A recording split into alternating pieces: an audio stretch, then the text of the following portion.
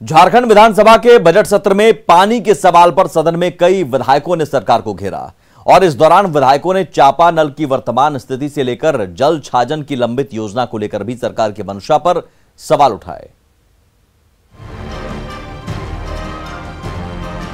झारखंड में बढ़ते तापमान का असर सियासी गलियारे में भी दिखने लगा है। विधानसभा में प्रश्नकाल के दौरान विपक्ष के कई विधायकों ने राज्य में चापाकल की वर्तमान स्थिति और गर्मी से पेयजल संकट से निपटने की सरकार की तैयारी पर घेरा।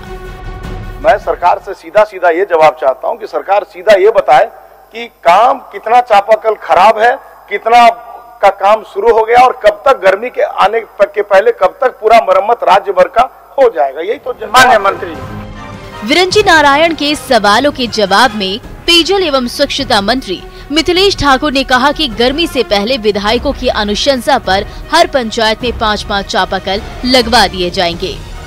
कोई भी चापाकल जो हमारे पेयजल स्वच्छता विभाग का है, वो जहां भी सूचना मिलती है 3 दिनों के अंदर उनकी मरम्मती कराई जाती है। अभी कोष के अभाव के कारण जो विशेष मरम्मती का जो काम था वो रुका हुआ था, राशि उपलब्ध हो गई है और काम तेजी से कराया जा रहा है। विधानसभा में लंबित जल छाजन योजना और बाघमारा के BCCL क्षेत्र में पेयजल की समस्या का भी मुद्दा उठा। पूर्व मंत्री और बीजेपी विधायक नीलकंठ सिंह मुंडा ने काफी पहले स्वीकृत योजनाओं को लागू होने में देरी पर सरकार को घेरा, तो संसदीय कार्य मंत्री ने जल्द ही योजना के शुरू कराने का भरोसा दिलाया। 28 जल छाजन परियोजनाओं के चालू कराने हेतु नाबार्ड के द्वारा 45 करोड़ 85 लाख रुपए प्राप्त हो चुके हैं। ये जवाब होना चाहिए था अध्यक्ष महोदय। और उसके बाद इन योजनाओं को जल छाजन योजना के चालू करने हेतु एजेंसी का चयन विभाग के द्वारा अब तक नहीं की गई है। ये जवाब होना चाहिए था, लेकिन घुरा फिरा के अध्यक्ष महोदय सरकार दे दिया। इसलिए मेरा ये विशेषाधिकार बनता है कि घुमा फिरा के इस तरह का जवाब अध्यक्ष महोदय हम सबों को, माननीय सदस्यों को दिया गया है। माननीय सदस्य आश्वस्त करना चाहते हैं कि जो योजना है वो योजना ही किया जाएगा। यार ये पैसा शुद्ध रूप से भारत सरकार से ही आती है, इसीलिए समय लगा है और उसको कैबिनेट में पारित भी कर लिया गया है और हल्का गाइडलाइन है, उसको चेंज करके बहुत जल्द हम लोग कराएंगे। हालांकि मौजूदा बजट सत्र में ये पहला मौका रहा जब सदन के अंदर पानी के मुद्दे पर विधायक कूल नजर आए और प्रश्नकाल सुचारू रूप से चला।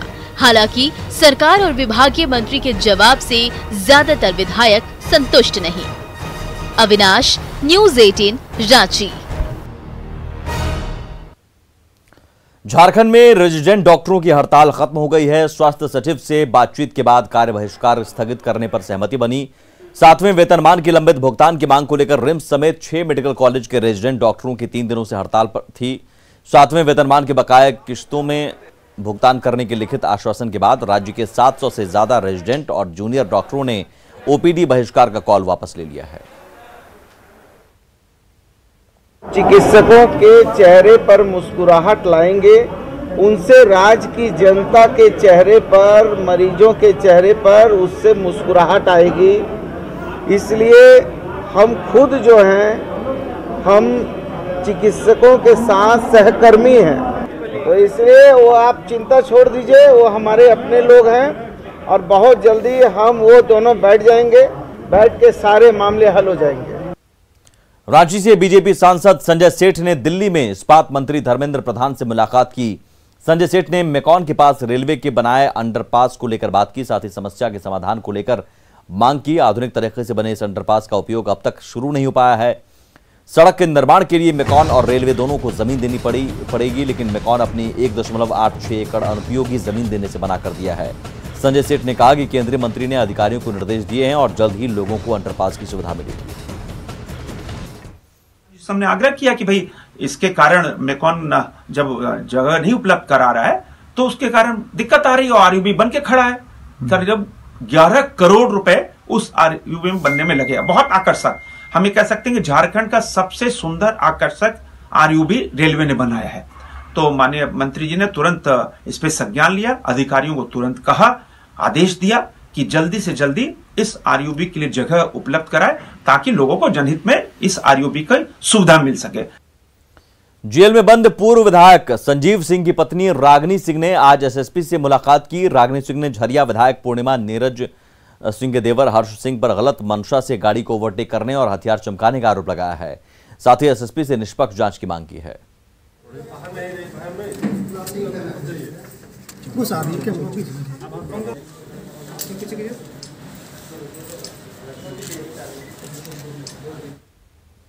इसके साथ खुद पर्सनली मिलकर सारी बातों को रखे हैं। वो जांच की विषय है, वो बोल रहे हैं कि हम जांच करेंगे। तो मुझे विश्वास है प्रशासन पे, अगर सही तरीके से जांच होगी तो दूध के दूध और पानी के पानी हो जाएंगे। प्रशासन का काम है और सही निश्चित रूप से होगी, क्योंकि जिस तरह से हरकत हुई है और लगातार 10 मिनट तक हमारे गाड़ी के साथ इस तरह से घटना हुई है और जिस तरह से वो घटना किया वो उसका मंशा कुछ और था, लेकिन मेरी भी प्रयास जारी रही और लास्ट में जब अपनी गाड़ी से उसको गिरवाया तो लास्ट में वो मेरे गाड़ी के नीचे से खेत की तरफ से उतरकर।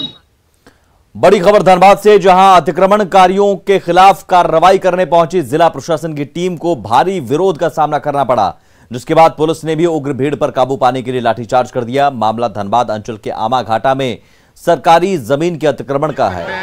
डीसी के मुताबिक विभागीय अधिकारियों के साथ मिलकर कुछ भूमाफियाओं ने बड़े पैमाने पर सरकारी जमीन की हेराफेरी कर ली, जिससे करीब 500 करोड़ के राजस्व का नुकसान हुआ है। ऐसे में 100 से अधिक लोगों के खिलाफ कार्रवाई के लिए चिन्हित किया गया, जिनमें से आज 74 लोगों के खिलाफ कार्रवाई शुरू हो गई, जबकि बाकी 30 के खिलाफ दूसरे फेज में कार्रवाई की जाएगी।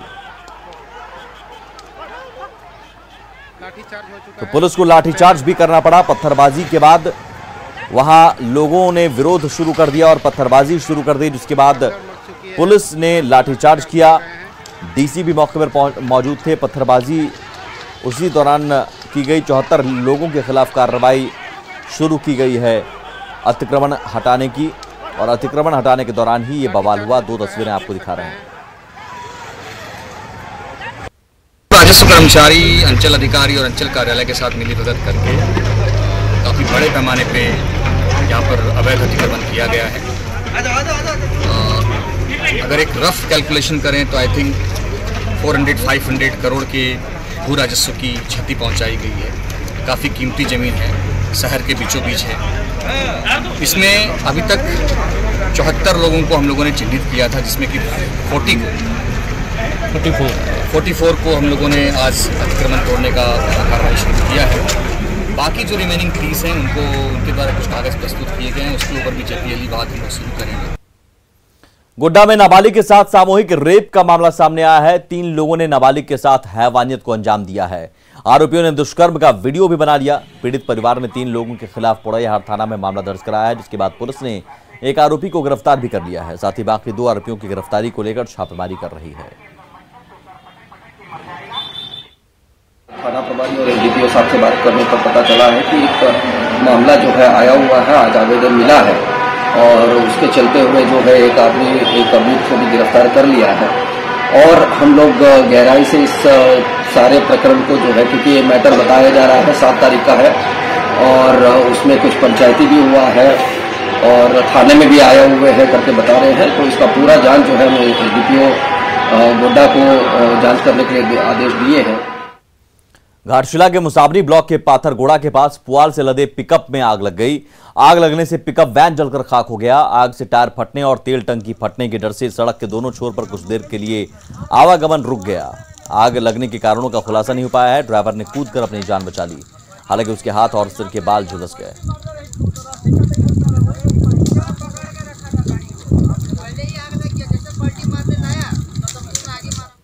खबरें अभी और भी हैं, लौटते हैं बस थोड़ी देर में।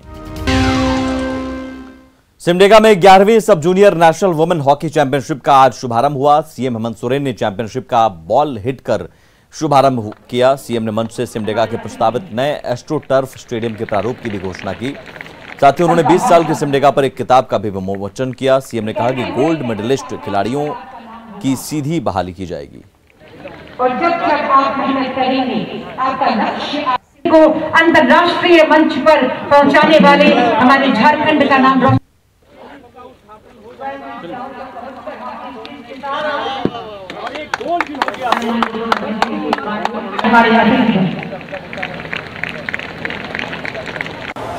हॉकी हॉकी प्रेमियों के लिए बहुत ही विशेष और यादगार भरा दिन। खेल को प्रोत्साहन और खेल को आगे बढ़ाने हेतु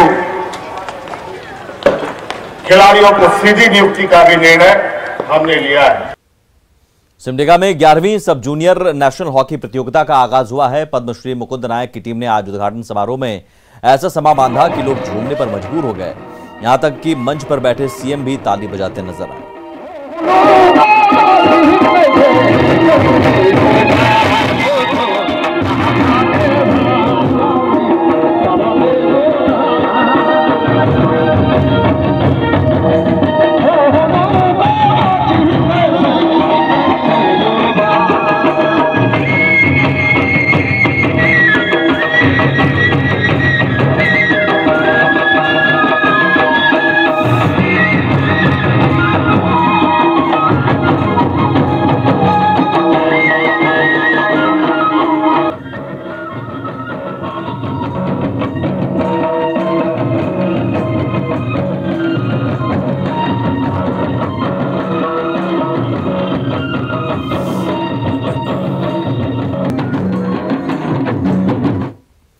सिमडेगा में 11वीं सब junior national women hockey championship में पहले दिन का मैच खत्म हो गया। पहले दिन 5 मैच हुए, 2 टीम नहीं पहुंच सके, जिसके कारण मैच नहीं हुआ। वहीं झारखंड की टीम ने गुजरात को 17-0 से हराकर अपना दमखम दिखाया।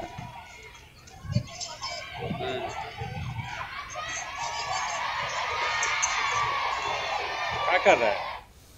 11 मार्च यानी कल होने वाले महाशिवरात्रि को लेकर रांची का पहाड़ी मंदिर पूरी तरह तैयार है। कल सुबह 4 बजे से ही मंदिर का पट आम लोगों के लिए खुल जाएगा। शिवरात्रि को लेकर श्रद्धालुओं से अपील की गई है कि वे मास्क पहनकर और कोरोना पर जारी गाइडलाइंस का पालन करते हुए ही मंदिर में पहुंचे। शिवरात्रि के मौके पर मंदिर में चांदी के नंदी जी की स्थापना की गई है। इधर पिछले साल कोरोना की वजह से मंदिर काफी समय तक बंद रहे थे। ऐसे में इस बार मंदिर में पूजा को लेकर लोगों में उत्साह दिख रहा है।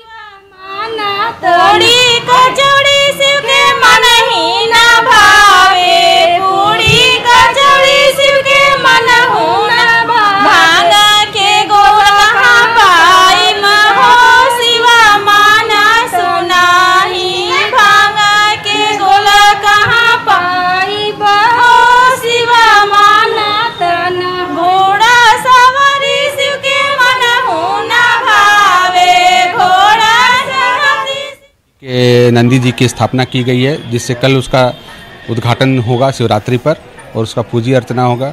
बाहर से श्रद्धालुओं को जिनके पास लोटा नहीं है उनको लोटा का भी हम लोग व्यवस्था दे रहे हैं। प्लास्टिक के लोटा मंगाए गए हैं, 5000 लोटा मंगाया गया है। और शाम को श्रृंगार होगा, प्रसाद लगेगा, भव्य श्रृंगार होगा और आरती होगी शाम को 6 बजे और सुबह 4:30 बजे से पट खुल जाएगा। और सभी से आग्रह है भक्तों से कि कोरोना गाइडलाइन का पूर्णतः पालन करें और दर्शन करें। कोरोना को लेकर व्यवस्था यही है कि जगह जगह ब्रैकेटिंग लगाया गया है। एक बार में जैसे पिछले बार जितना मूव एक बार छोड़ते थे उससे आधे से भी आधा एक बार में छोड़ेंगे, क्योंकि जाके मंदिर में एक दूसरे से धक्का मुक्की नहीं हो। पूजा करते हैं, सुबह उठ के ना स्नान ध्यान करते हैं, पूजा वूजा करते हैं, जाते हैं मंदिर, नारियल उरियल फोड़ते हैं, पूरा दिन व्रत रखते हैं। इस बार हम मंदिर में आएंगे, अच्छा से करेंगे, थोड़ा दम इस बार बहुत अच्छा से करेंगे। अच्छा से पूजा करेंगे, आराधना करेंगे, बाल बच्चा के लिए बुद्धि ज्ञान मांगेंगे और का अच्छा समय दुनिया संसार सब खुश रहे, उसके पीछे हम भी खुश रहे, भगवान यही न कहें। और इसी के साथ जोहार झारखंड में इतना ही। आगे देखिए 200 गांव 200 खबर।